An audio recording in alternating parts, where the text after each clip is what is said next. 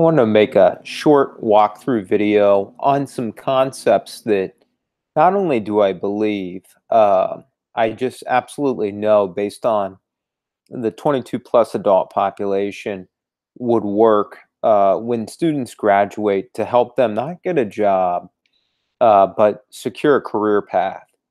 And I can show you the model. I have a slide deck with just two very simple slides that walk through some of the key concepts of how funding could be used post-diploma for a 22 plus student for them to concurrently, and I think this is important, concurrently work on a career certification. So just a quick example could be being a certified fiber optic technician. This is a job that a lot of energy and telecom companies are looking for.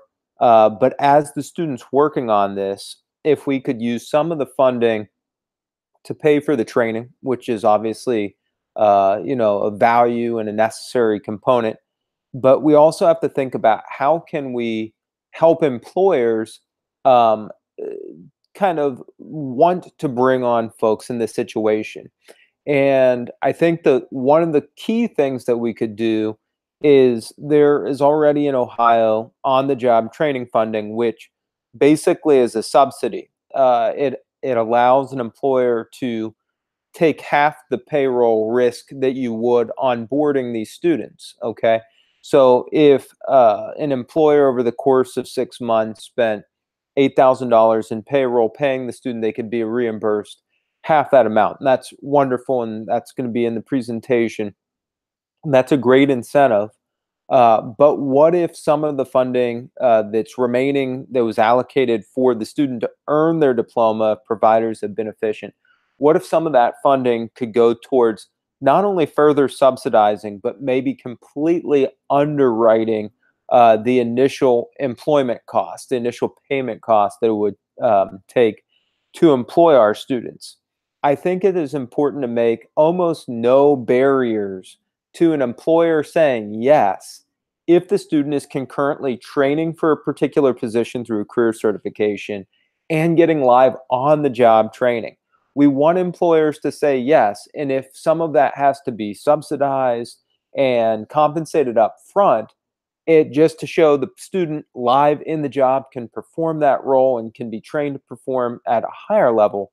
That's a very small investment, in my opinion, to get a monstrously huge long-term result for the economy, better trained team members, they can contribute to companies and help the state grow that way.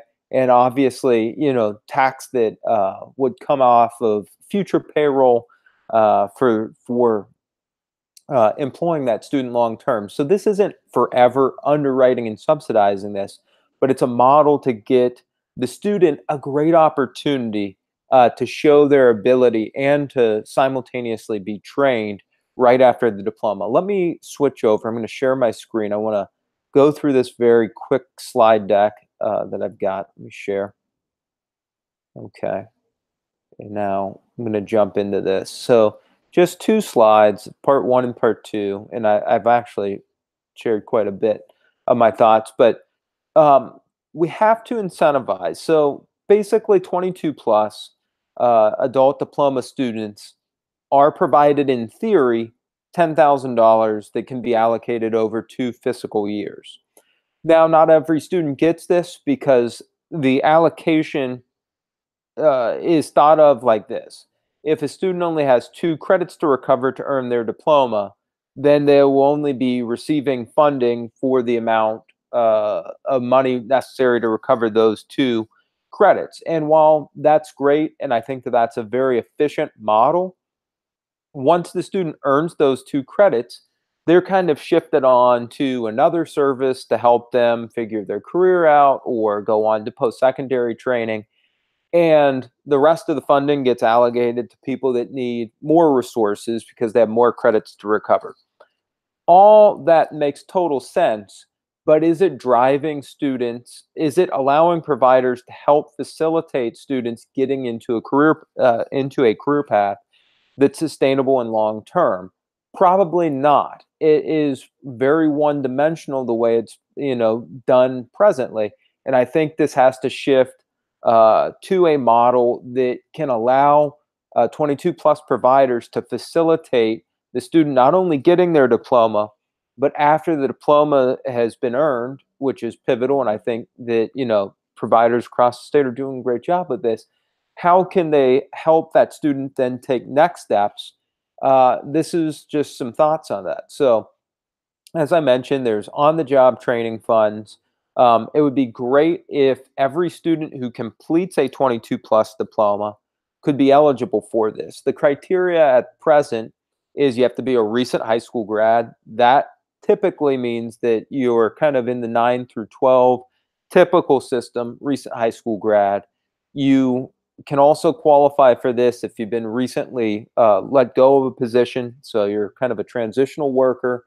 I believe that if you're a military veteran, you may qualify. I don't know every single detail of this, but one of the smart things I think we could do is incentivize employers being able to access these funds to employ folks that have done this adult diploma program.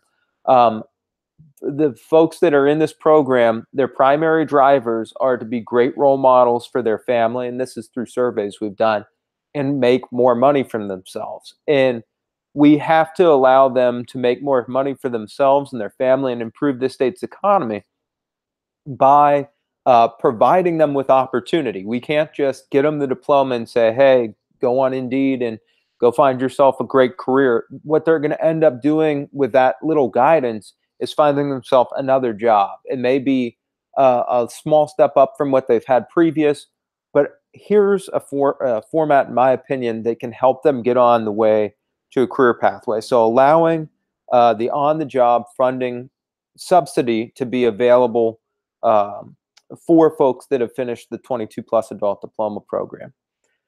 So the reimbursement, it's fantastic, but like from an employer side, they're still taking a risk. They're bringing on a person that just finished up a high school diploma, and I'm sure that everyone feels like that's a great step in the right direction.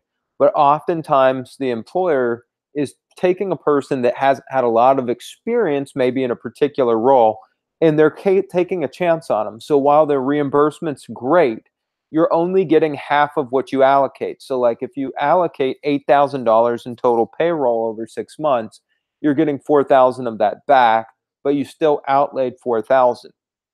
A terrific start, and I think definitely a great incentive to bring someone into your organization and train them on a role that may be slightly above some of the roles that they played in previous employment situations.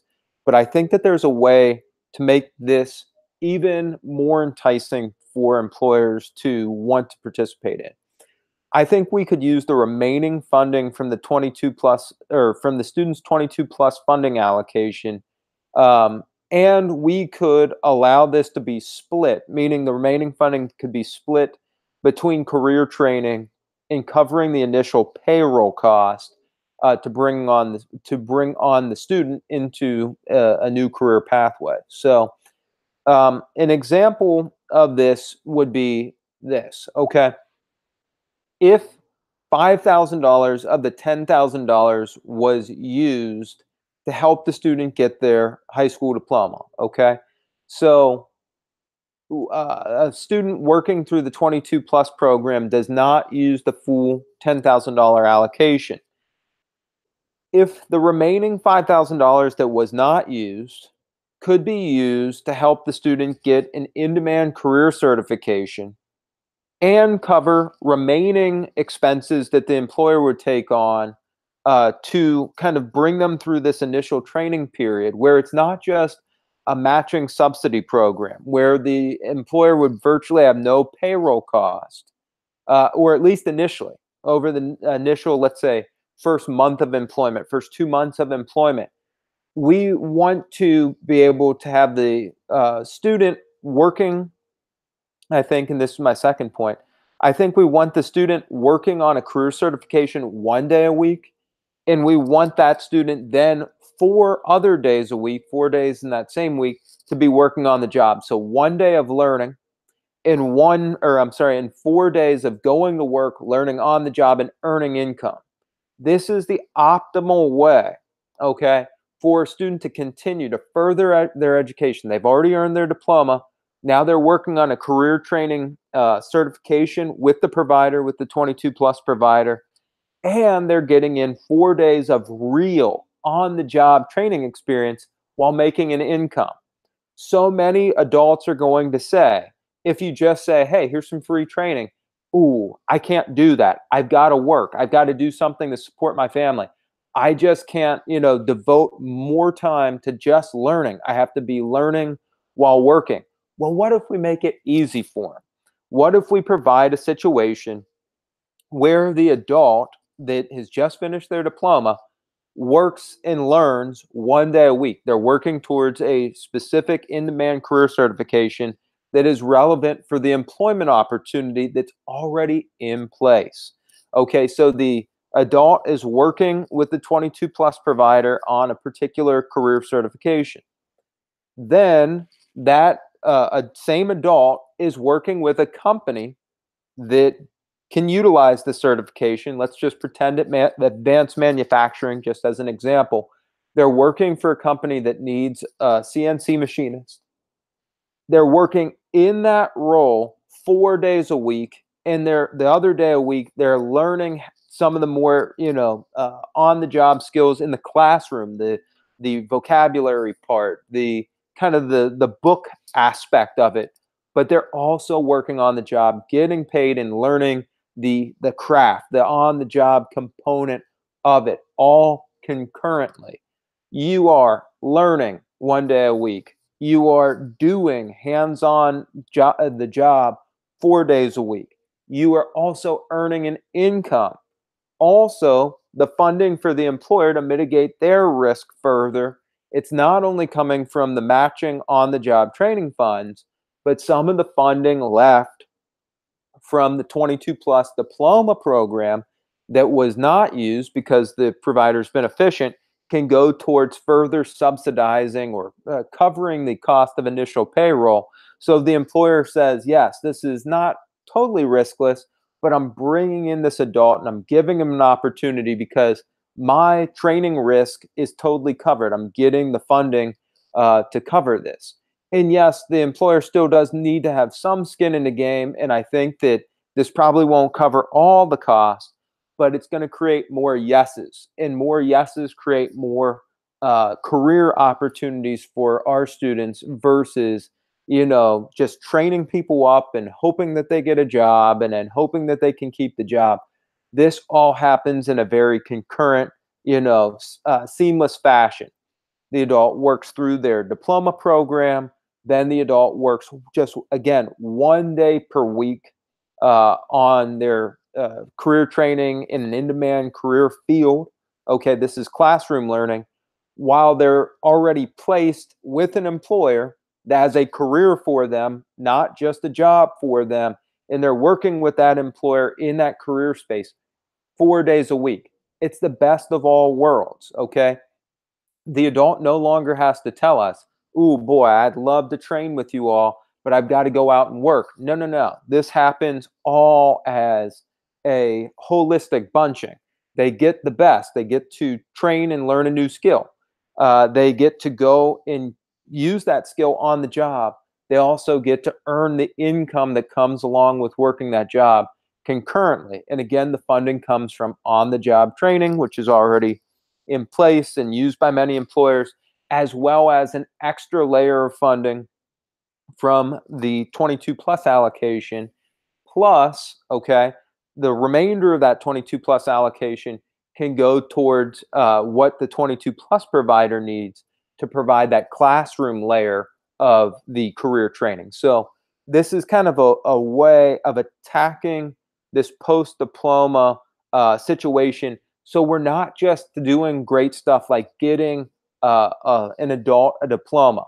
We're helping that adult. We're walking that pathway with the adult into the career field. And we're doing it with funding that already is kind of there, right? The $10,000 may not always be allocated, but in theory, it's there. So we're just taking it and we're being more efficient with it. And we're helping take the student not only to the first economic threshold of just a diploma, which already certainly increases their likelihood of making a higher household income.